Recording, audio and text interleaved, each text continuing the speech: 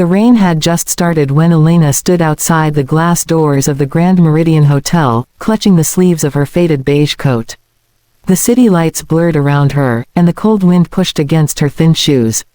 Inside, wealthy guests laughed beneath golden chandeliers while violin music floated through the lobby like a dream she no longer belonged to. She lowered her eyes, trying not to cry. Tonight was supposed to be the happiest night of Victor Hale's life. And the most humiliating night of hers. Elena took a shaky breath and looked through the shining glass doors again. Across the ballroom, she saw Daniel. Her ex-boyfriend, the man who once promised to marry her when they were young and poor and full of impossible hopes. Now he stood proudly beside a glamorous woman in diamonds.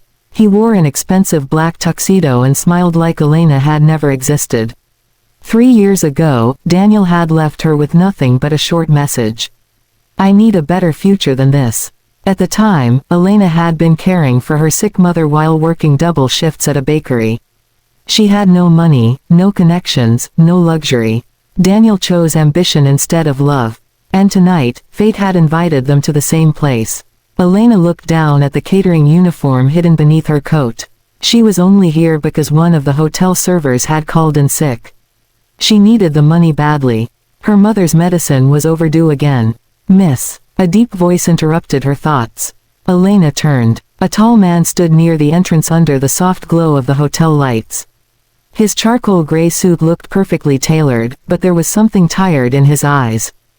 Victor Hale, owner of Hale International, one of the youngest millionaires in the country. The same man whose face appeared in magazines every month. Elena immediately stepped back. "I'm sorry, sir. I was just about to go inside for work." Victor studied her quietly. "You're shivering." "I'm fine." But she wasn't. The wind was cruel, and her hands were ice cold. Without another word, Victor removed his dark coat and placed it gently over her shoulders. Elena froze. "It's too expensive," she whispered nervously. "It's only a coat. Only a coat." People like Victor said such things easily. For Elena, even her bus fare mattered. Before she could answer, a woman in a sparkling silver dress hurried toward Victor. "Victor, everyone's waiting for you," she said impatiently. The woman glanced at Elena with obvious judgment. Victor didn't react. Instead, his gaze remained calm and thoughtful. Then suddenly, he said something unexpected. "Would you do me a favor tonight?" Elena blinked. "What?" Victor hesitated for the first time, as if he disliked asking for help.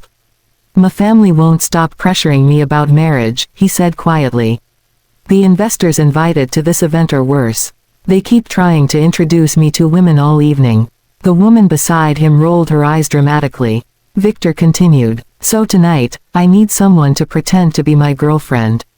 Elena stared at him in disbelief. "What? It would only be for a few hours," Victor explained. "You'd be helping me avoid a very exhausting night." The silver-dressed woman scoffed. "You're joking." Victor ignored her. Elena's heart pounded. This was absurd, ridiculous, impossible. But before she could refuse, laughter echoed from the ballroom entrance. Daniel had arrived nearby with his fiancée. And he saw Elena. For one brief second, surprise crossed his face. Then came pity. The kind of pity that cuts deeper than cruelty. "Elena," Daniel said slowly, "you work here now." His fiancée smirked softly. Elena felt heat rise into her cheeks. She wanted to disappear. Before she could answer, Victor stepped beside her. Naturally, confidently, his hand rested gently against the small of her back. "She's with me," Victor said calmly. Silence. Daniel looked confused. Victor's assistant nearly choked. The silver-dressed woman stared in shock. Elena could barely breathe. Victor turned toward her slightly, his voice low enough for only her to hear. "Act like you love me, please." Those words hit her harder than they should have. Because somewhere deep inside, Elena realized she had spent years begging for love from people who never chose her. And now the most powerful man in the room was asking her to pretend. She swallowed nervously, then nodded. "Okay." Victor's hand tightened slightly around hers. And together, they walked into the ballroom. The Grand Meridian glittered like another world. Crystal chandeliers sparkled overhead while wealthy guests sipped champagne and discussed business deals worth millions. Elena felt painfully out of place. But Victor never left her side. Not once. Every time someone approached them, Victor introduced her with calm confidence. This is Elena, not a server, not someone helping tonight. Just Elena. And strangely, that simple respect made her chest ache. As the evening continued, whispers spread rapidly through the ballroom. Victor Hale has a girlfriend. Who is she? She's beautiful. Daniel kept glancing toward them from across the room. At first, Elena thought she imagined it. But no, he looked bothered. Very bothered. Victor noticed too. You dated him? He asked quietly. Elena nodded once. Victor's expression darkened slightly. He hurt you. It wasn't a question. She forced a small smile. It doesn't matter anymore. But Victor didn't seem convinced. Later, during dinner, an older investor laughed loudly across the table. So, Victor, the man said, when did you stop dating socialites and start falling for mysterious girls in cheap shoes? The table burst into awkward chuckles. Elena lowered her eyes in humiliation. But Victor's voice became ice cold. Careful, he said. You're insulting someone important to me. Silence spread instantly. Even the investor looked embarrassed. Elena stared at Victor in shock. Why was he defending her like this? This was only supposed to be pretend. Wasn't it? An hour later, Elena escaped briefly onto the quiet balcony for air. The rain had stopped. City lights shimmered below like stars scattered across the earth. She wrapped Victor's coat tighter around herself. You look happier in silence. Victor's voice came from behind her. Elena turned slowly. He stepped beside her, loosening his tie slightly. You must be exhausted, she said. I hate events like this. Then why host them? Because powerful people enjoy pretending. Elena laughed softly. Victor looked at her for a long moment after that. Not the way wealthy men usually looked at beautiful women. Not greedily, not arrogantly, more like he was trying to understand her sadness. You know, he said quietly, you smile with pain in your eyes. Elena's breath caught. Nobody had ever noticed before. She looked away quickly. My mother is sick, she admitted softly. Hospital bills keep growing. I work 3 jobs now. Victor listened carefully without interrupting. Daniel left when things became difficult, she continued. I guess poverty scares people. Victor's jaw tightened slightly. No, he said. Weak men are scared by struggle. His words settled warmly in her chest. For the first time in years, Elena felt seen. Not judged. Not pitied. Seen. Then suddenly, the balcony doors opened. Daniel stepped outside. Elena, he said awkwardly. Victor's eyes narrowed immediately. I'd like a minute alone with her, Daniel added. Victor looked toward Elena silently. Her choice. She hesitated, then nodded. Victor left without argument. But before disappearing inside, he glanced back once.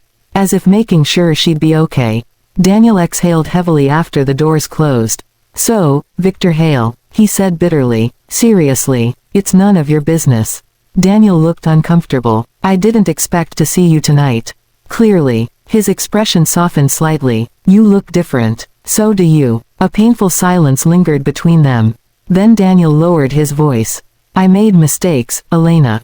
She almost laughed. Mistakes. As if abandoning her during the hardest year of her life was some tiny accident.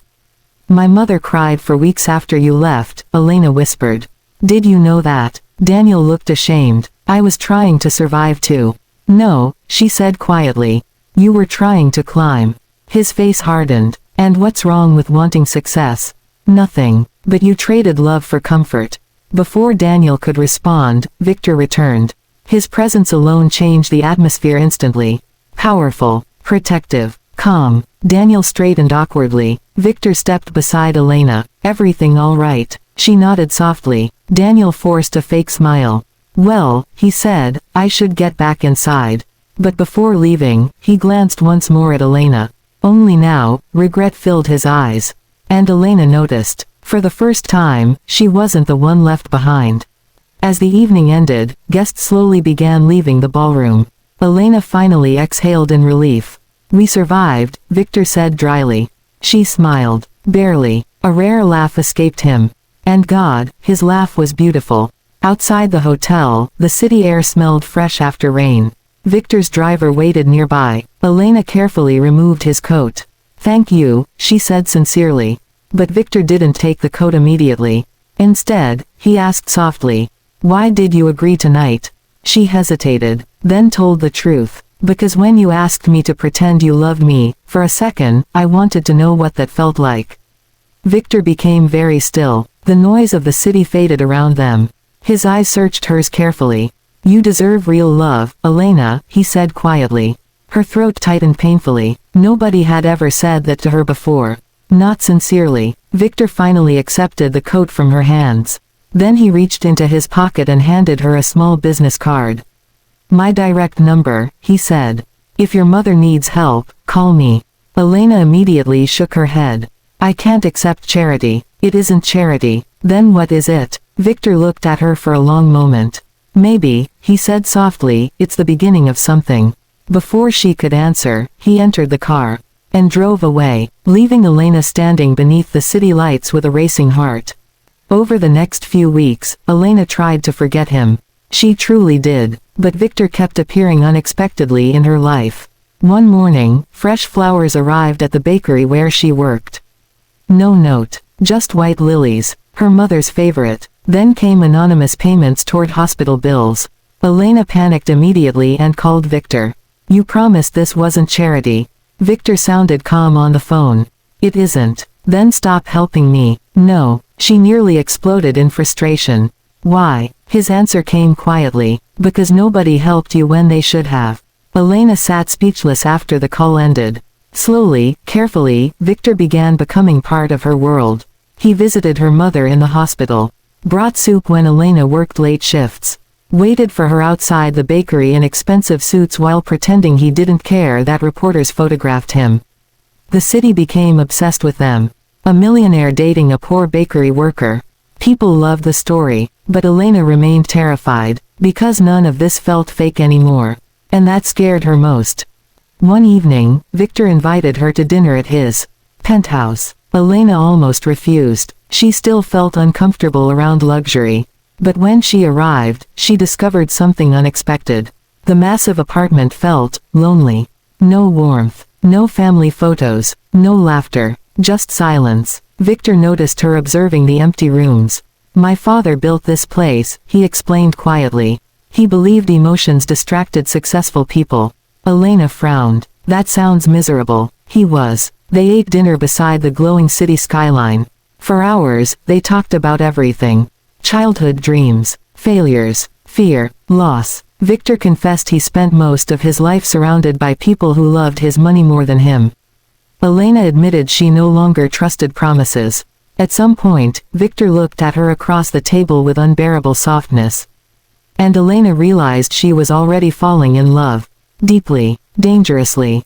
But happiness rarely arrives without fear. A week later, Elena overheard two executives speaking outside Victor's office. "She's ruining his reputation. She's clearly after money. These poor girls always are." The words sliced through her heart.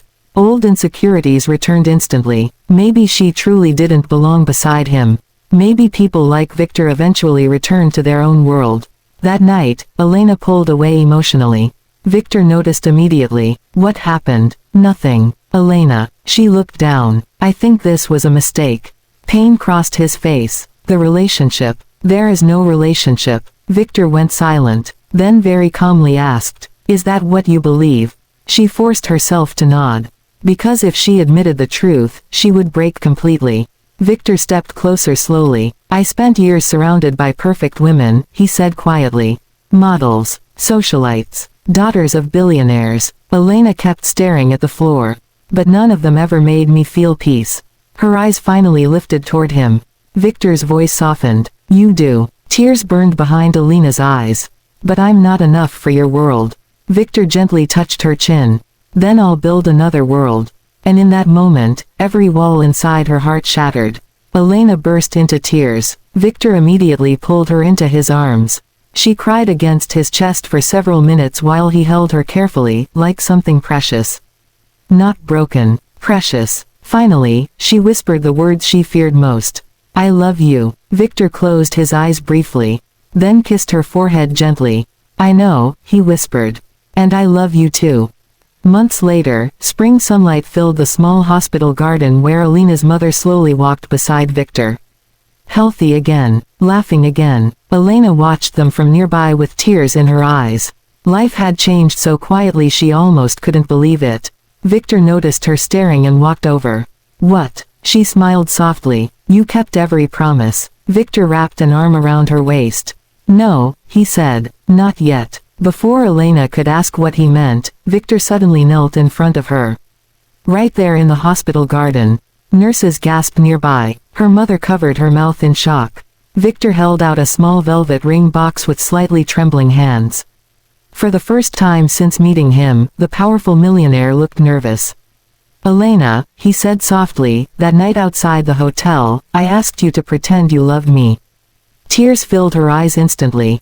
Victor smiled faintly, but somewhere along the way, you became the only thing in my life that was ever real. The garden fell completely silent. I don't want fake love anymore, he whispered.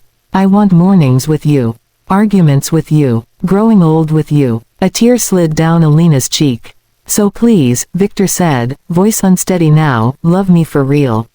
Elena laughed through tears, then nodded desperately, yes. The moment the ring touched her finger, applause erupted around them. Her mother cried openly. Even hospital staff smiled. Victor stood and pulled Elena into his arms while the warm spring wind danced through the garden flowers. And for the first time in many years, Elena no longer felt poor, because real love had finally chosen her back.